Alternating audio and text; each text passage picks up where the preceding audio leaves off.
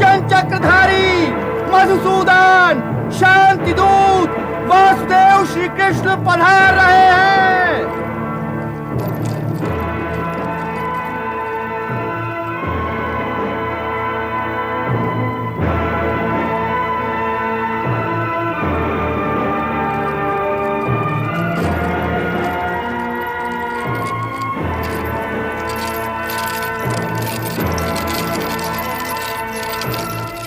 शांति दूत का प्रणाम स्वीकार कीजिए महाराज। हे वासुदेव, स्थान ग्रहण करके मेरी राज्यसभा का मान बढ़ाइए। स्थान ग्रहण कीजिए वासुदेव। प्रणाम पितामह।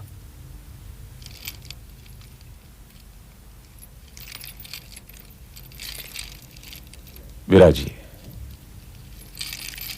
विराजिए तातश्री।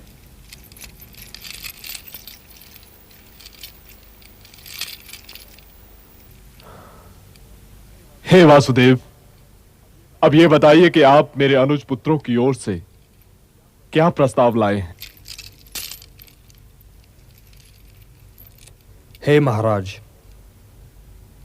गंगापुत्र भीष्म को प्रणाम करने के उपरांत मैं ये निवेदन करना चाहता हूं कि मैं किसी की ओर से कोई प्रस्ताव लेकर नहीं आया हूं।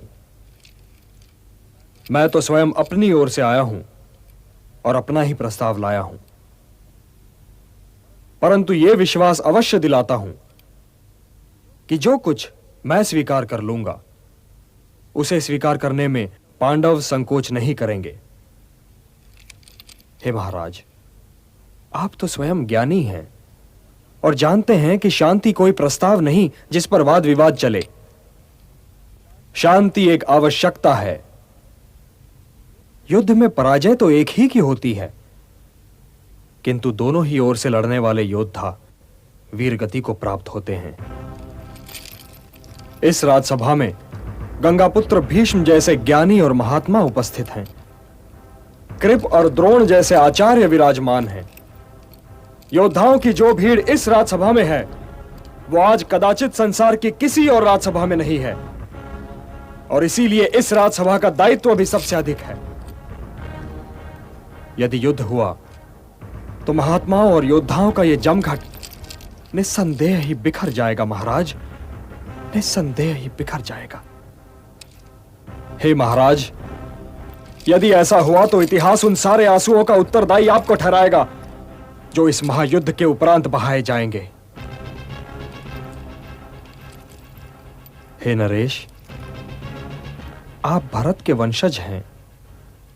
आपके पास धर्म की धरोहर है, मर्यादाओं का निक्षेप है, इतिहास की थाती है। आप न्यासधारी हैं, और आप जैसे न्यासधारी के होते न्यास का अपभंग नहीं होना चाहिए महाराज, न्यास का अपभंग नहीं होना चाहिए।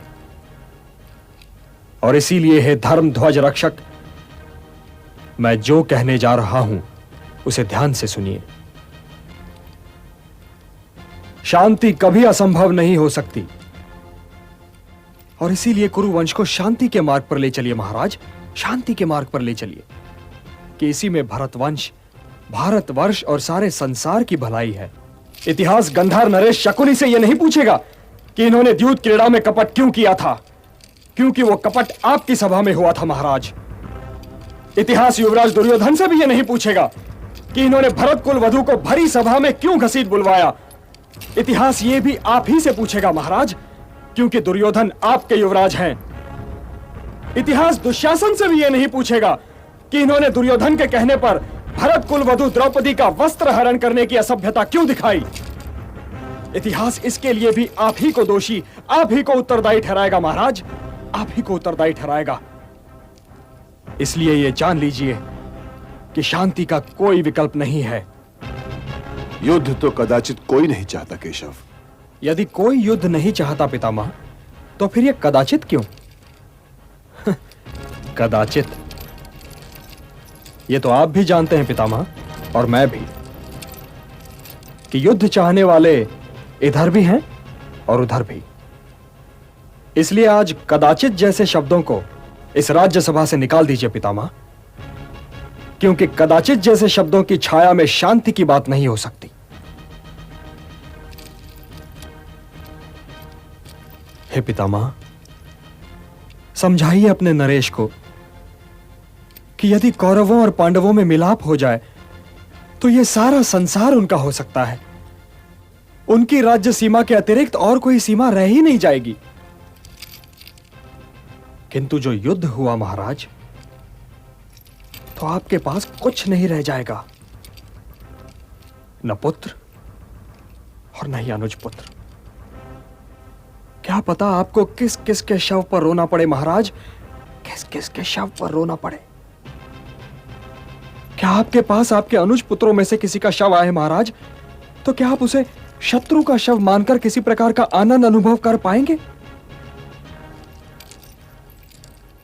हे वृद्ध नरेश, इससे पहले कि आप प्राण त्यागें, कुल को एकत्र कीजिए नरेश, कुल को एकत्र कीजिए। पांडव आपके स्नेह की छाया में पले बढ़े हैं। आपके स्नेह और आशीर्वाद पर आज भी उनका उतना ही अधिकार होना चाहिए।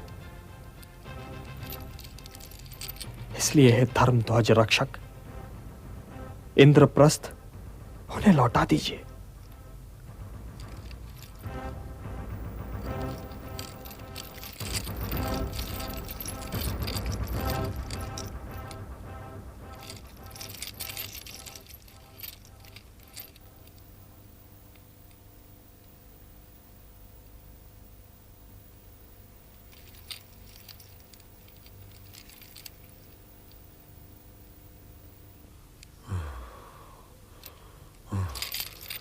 वासुदेव, मुझे यह शांति प्रस्ताव स्वीकार नहीं है। सोच तो लेते पुत्र। इसमें सोचना क्या है पितामह? पर्ण के अनुसार उन्हें 12 बरस के वनवास को स्वीकार कर लेना चाहिए था, और वे राज मांग रहे हैं। अपनी नात की आंच को धीमी करो दुर्योधन, धीमी करो। जैसे कुल्हाड़ी वृक्ष को काटकर गिरा देती है, वैसे ही व्यक्ति का कपट कुल्हाड़ी बनकर स्वयं उसे काट डालता है। और ये भी देखो वत्स, वासुदेव मित्र की भाषा बोल रहे हैं, और मित्र की भाषा ये कह रही थी कि मैं अपना आधा राज उन्हें दे दूं। यदि ये मित्रता है तो मुझे शत्रुता की परिभाषा समझाइए पितामह। शत्रु वो है युवराज जो किसी योद्धा को किसी अनुचित युद्ध के लिए भड़काए। जो कुछ भी वासुदेव ने कहा वही धर्म है। इंद्रप्रस्थ तो मैं कभी नहीं दूंगा कुलगुरु। हाँ, यदि वासुदेव के पास कोई और प्रस्ताव हो तो मैं उस पर विचार कर सकता हूं। आप लोग दुर्योधन के शुभचिंतक हैं, इन्हें समझाइए, क्योंकि भरत वंश के भविष्य को इस नासमझ योद्धा की महत्वाकांक्षा पर बलि नहीं चढ़ाया जा सकता। और यदि प्रस्ताव ही का प्रश्न है युवराज, तो मेरे पास एक और प्रस्ताव भी है। यदि दुर्योधन इंद्रप्रस्थ रखना चाहे महाराज, तो अवश्य रख लें। मैं पांडवों की ओर से 5 गांव मांग रहा हूं।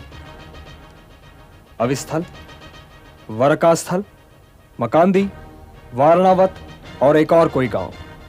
केवल 5 गांव। हे नरेश, यदि आप ये 5 गांव भी दे दें तो पांडव उन्हें पाकर संतुष्ट हो जाएंगे। 5 गांव? और वो भी उन पांडवों को? मैं उन पांडवों को सुई की नोक जितनी भूमि भी नहीं दूंगा।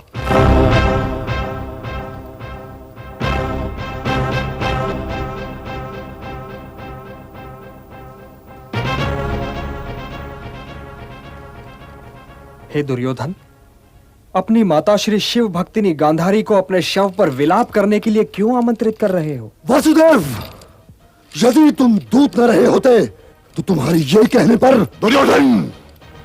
इन्हें बोलने दीजिए पितामह, बोलने दीजिए। यदि मैं दूत न होता तो क्या कर लेते युवराज?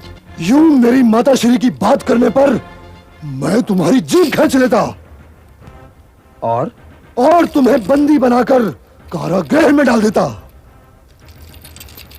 राजदूत को बंदी बनाओगे युवराज? उस अतिथि को बंदी बनाओगे जिसके स्वागत के लिए कुरुश्रेष्ठ गंगापुत्र भीष्म और आचार्य श्रेष्ठ द्रोण और कृप गए थे? हे अहंकारी दुर्योधन, यदि हमें बंदी बना सकते हो तो अवश्य प्रयत्न करके देख लो।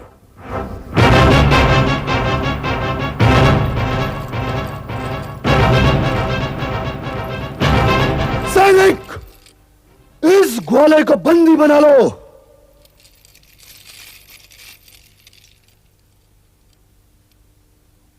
अरे मूर्ख, क्या कर रहा है?